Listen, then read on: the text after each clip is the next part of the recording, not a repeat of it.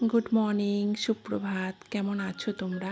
নিশ্চয়ই তোমরা খুব ভালো আছো আর সুস্থ আছো, আর আমরাও মোটামুটি ভালো আছি। আমার নতুন আরেকটি ব্লগে অনেক অনেক স্বাগত জানাই। এখন বাজে ওই 9:30 মতো। এখন একটু চা করে নিয়েছি। বাড়িতে তো কাজ চলছে, মিস্ত্রিরা এসে পড়েছেন সব। তো পুট্টির দাদারাও এসে গেছেন, আর দুজন এসছেন রাজমিস্ত্রির কাজ অল্প একটু বাকি ছিল, আজকেই প্রায় কমপ্লিট হয়ে যাবে। তো ওনাদের জন্য চা করে নিলাম, আর ভাবলাম চলো সকাল সকাল তোমাদেরকে একটু দেখিয়ে দিই বাড়ির কাজ কতটা এগোলো। আর দেখতেই পাচ্ছ সিঁড়িটা কিন্তু মার্বেল আর টাইলস কিন্তু বসে গেছে। একদম ধারটা দিয়েছি টাইলস আর মাঝেটা দিয়েছি মার্বেল। কেমন লাগছে তোমরা কিন্তু অবশ্যই কমেন্ট করে জানিও। সবটাই কিন্তু আমার মেয়ের পছন্দের। চলো তোমাদেরকে একটু দেখিয়ে দিই। সকাল সকাল ভাবলাম চলো একটু তোমাদের সঙ্গে শেয়ার করি। আর পুট্টির কাজও কিন্তু অনেকটা এগিয়ে গেছে, আর কিছুটা বাকি আছে। আর হয়তো ওপরটা একবার করে টানবে, আর নিচের সিঁড়িটা তারপর বাকি আছে। একটুখানি সব জিনিসপত্র এদিক ওদিক হয়ে আছে, একটু নোংরা হয়ে আছে। বাড়ির কাজ হলে তো এগুলো হবেই, এটাকে একটু ইগনোর করো। আর এই জায়গাটা একটু ফাটিয়ে নতুন করে প্লাস্টার করেছি। কালকে মিস্ত্রি দাদারাও এসেছিলো, রাজমিস্ত্রি দাদারা আজকেও এসছে, অল্প একটু কাজ বাকি আছে তার জন্য। আর দেখছো পুট্টিটা করে কত সুন্দর লাগছে। হাজব্যান্ডকে বলেছিলাম যে এখন আর রং করতে হবে না, 2 বছর পর রং করব। তো এখন এই পুট্টিটাই থাক, আর এর মধ্যে শুধু পাইমারটা করে নেবো। হাজব্যান্ড বললো না, এর মধ্যে যদি সমস্ত ফার্নিচার ঢোকানো হয়ে যায় আর ভাল লাগবে না, তো একবারে হচ্ছে যখন রং টং করি একবারে ঢুকবো। তো যে তোমাদেরকে দেখাচ্ছি এই ঘরটা পুরো কমপ্লিট হয়ে গেছে। তো আগের দিন দেখলাম দাদারাও সব কিছু মানে আর কি পরিষ্কার করে দিয়েছে, আর বেশ ভালো লাগছে। টাইলসগুলো কেমন হয়েছে তোমরা কিন্তু অবশ্যই একটু কমেন্ট করে জানিও। এই সব কিছুই কিন্তু আমার মেয়ের পছন্দ। মেয়ে যেহেতু বড় হয়েছে, তাই সব কিছু করার আগে ওর সঙ্গে আর কি প্ল্যান করি, যেহেতু মা আর মেয়ে থাকি। আর এখনকার জেনারেশনের ছেলে মেয়েদের না পছন্দগুলোই একটু অন্যরকম।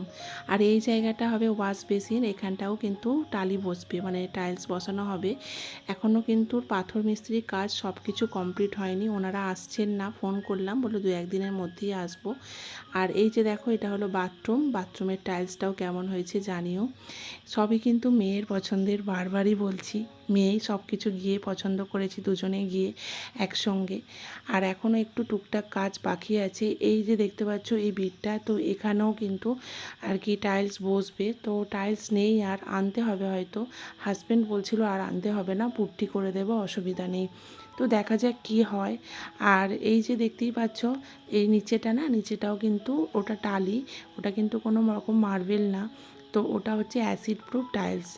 তো এই যে দেখো, তারপর চলে এলাম দুটো ফুল তুলতে, যেহেতু ছাদে এসেছি ভাবলাম চলো দুটো ফুল নিয়ে যাই। আর মেয়েই বললো মা আসার সময় কিন্তু ফুলগুলো তুলে নিয়ে চলে আসবে, যেহেতু মিস্ত্রিরা কাজ করে, আসি না খুব একটা। আর যখন রাজমিস্ত্রি কাজ করছো তারা হচ্ছে বাড়ির সামনে, আর এনারা যে পুট্টি করতে আসেন এনারা দূর থেকে আসেন। তো বারবার আসি না, সকালে ওই এসে একবার চা আর জল দিয়ে যাই, আর হয়তো যাওয়ার সময় চা করে দিই, নিচেই খায়। তো যাওয়ার সময় এই যে দেখো ফুলগুলো তুলে নিলাম। আর এই যে দেখো 15ই আগস্টে মেয়ে আর আমি দুজনে করেছিলাম পতাকা উত্তোলন। তো আজকে এখনও খোলা হয়নি। তো আজকে বেশ হাওয়া দিচ্ছে, আর পতাকাটা দেখছো কত সুন্দর উঠছে। মনটা বন্ধুরা খুব খারাপ।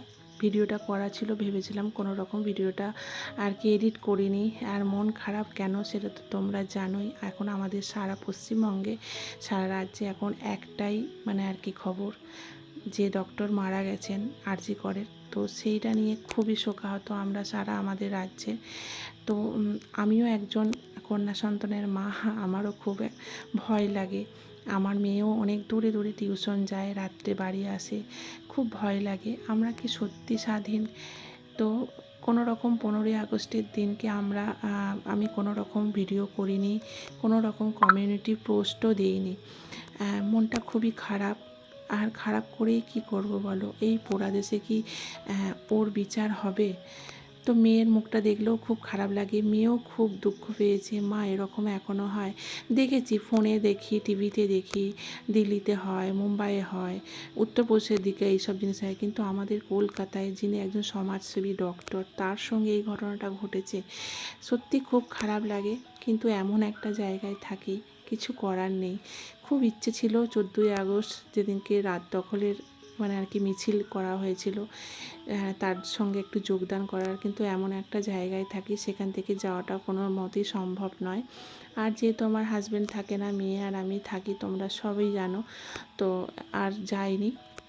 তো যাই হোক, এই যে দেখো তারপর নিচে চলে এসেছি, এসে একটুখানি ঘুগনির দানা ভিজিয়ে রেখেছিলাম রাত্রে, সকালে আজকে ব্রেকফাস্টে একটু মুড়ি আর এই ঘুগনিই খাওয়া হবে। তো প্রেসারে সিটি মেরে নিয়েছি, আর এই যে দেখো মশলাটা করে নিচ্ছি, একটু শুকনো লঙ্কা তেজপাতা দিয়েছি আর পেঁয়াজটা দিয়ে দিয়েছি।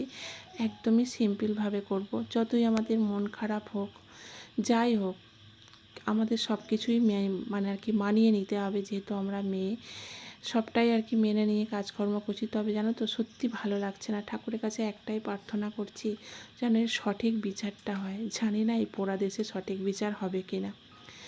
তো এই যে দেখো ঘুগনিটা হয়ে গেল, তো এরপরে একটু আমরা জলখাবার খেয়ে নেবো। আজকে মানে আর কি ইচ্ছাই আছে আর কি ঘুগনি আর মুড়ি খাবো।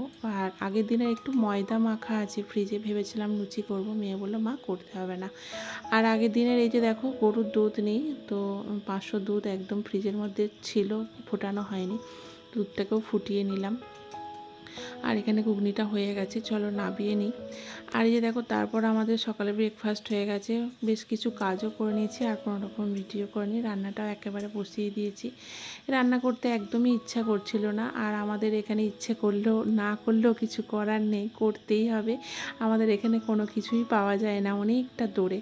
তো এই যে দেখো তারপর ভাতটা হয়ে গেছে, আর একটু লাল শাক ভাজছি। তো মেয়ে তো ওই শাক সবজি খুব একটা কিছু খেতে চায় না, তো যেটা খেতে পছন্দ করে, মানে এইটা একটু পোস্ত আর বাদাম দিয়ে ভাজলে বেশ খেতে পছন্দ করে। তো এই যে দেখো এই আর কি পোস্ত দিয়ে বাদামটা ভাজলাম, মানে লাল শাকটা ভাজলাম আর বাদাম দিয়ে। আর এখানে করছি ডিমের ঝোল। মাছ ছিল ফ্রিজে, মাছ মেয়ে বললো মা খেতে ইচ্ছা করছে না, তোমাকে আর মাছ করতে হবে না, তুমি একটু ডিম করে ফেলো। তো ভাবলাম চলো ডিমই করে নিই। আর এই যে দেখো এখানে মশলাটা কষানো হয়ে গেছে, যা আদা রসুন পেঁয়াজ দিয়েছি, একটু লঙ্কা গুঁড়ো হলুদ গুঁড়ো জিরের গুঁড়ো আর একটু টমেটো কেচাপ দিয়েছি। আর আগে থেকে ভেজে রেখেছিলাম ডিম আর আলুটা, সেটা দিয়ে দিলাম, দিয়ে জল দিয়ে ঢাকা চাপা দিয়ে দেবো। তো মোটামুটি আমার রান্না কমপ্লিট হয়ে গেছে, আর সেরকম কিছু কাজকর্ম নেই। এবার স্নান টান করে দুপুরে লাঞ্চটা করে নেব। তো বন্ধুরা যেটা বলছিলাম আর কি, চলো তোমাদেরকে একটা জিনিস দেখাবো। আর সত্যি সত্যি খুব খারাপ, কিছু বলার মতো নেই, কিছু বলার ভাষা নেই, খালি একটাই প্রার্থনা। আমি তো ঠাকুরের কাছে সকাল সন্ধে প্রার্থনা করি, ঠাকুর যেন এটা একটা সঠিক বিচার হয়, মানে সঠিকভাবে হয়, জানি না কি হবে। তো চলো বন্ধুরা, গুড ইভিনিং, এখন বাজে ওই 6টা মতো। তোমাদেরকে একটা জিনিস দেখাই। আগের দিন যখন 14ই আগস্ট রাত দখলে সারা আমাদের রাজ্যে মিছিল বেরিয়েছিল, আর আমরা তো এমন একটা জায়গায় থাকি সেখান থেকে যাওয়াটা সম্ভব নয়, তোমাদেরকে বললামই। আর আমার মেয়ে রাত 3টে পর্যন্ত ভারত মাতার ছবি এঁকেছে। জানি না কতটা সুন্দর হয়েছে, তবে যে ওর ওই মূল্যবান সময়টা দিয়ে ও এত ধৈর্য ধরে এঁকেছে, কেমন হয়েছে তোমরা একটু কমেন্ট করে জানিও। বারবারই বলছি বাবু এবার একটু শুয়ে পড়, বলছে মা আমার ভালো লাগছে না, ঘুম আসছে না, বারবার ফোন দেখছে আর এটা বসে বসে আঁকছিল। ভাবলাম চলো তোমাদের সঙ্গে একটু শেয়ার করি। আমার মেয়ে ড্রয়িং করতে খুব ভালোবাসে, রাত জেগে জেগেই ড্রয়িং করে, সারাদিনে সময় পায় না, কলেজ যায়, টিউশন যায়, আমার সঙ্গে হাতে হাতে অনেক কাজকর্ম করে। তো যখন ওর সময়টুকু পায় ও সেইটুকু সময়ই ও আর কি ড্রয়িং করে, ও ড্রয়িং করতে খুব ভালোবাসে। আর এই যে দেখো তারপর একটু বসেছিলাম, চা খেয়েছি, সেসব আর ভিডিও করে নিই। রাতের একদম আর কি ডিনার তৈরি করতে এসেছি। আজকে করব একদম একটুখানি হালকা হালকা আলু চচ্চড়ি করব, আর একটুখানি ওই যে বললাম ময়দা মাখা ছিল সেটা করে নিয়েছি লুচি। তো এটাই হবে আজকে রাত্রের ডিনার। তো চলো বন্ধুরা, এখানেই ভিডিওটা এন্ড করছি। যদি ভালো লাগে অবশ্যই একটা লাইক শেয়ার কমেন্ট করতে ভুলবে না, আর চ্যানেলটা সাবস্ক্রাইব করে আমার পাশে থেকো। চলো আজ আসি, দেখা হচ্ছে পরের ব্লগে। আর তোমরা খুব ভালো থেকো, সুস্থ থেকো, সাবধানে থেকো। টাটা।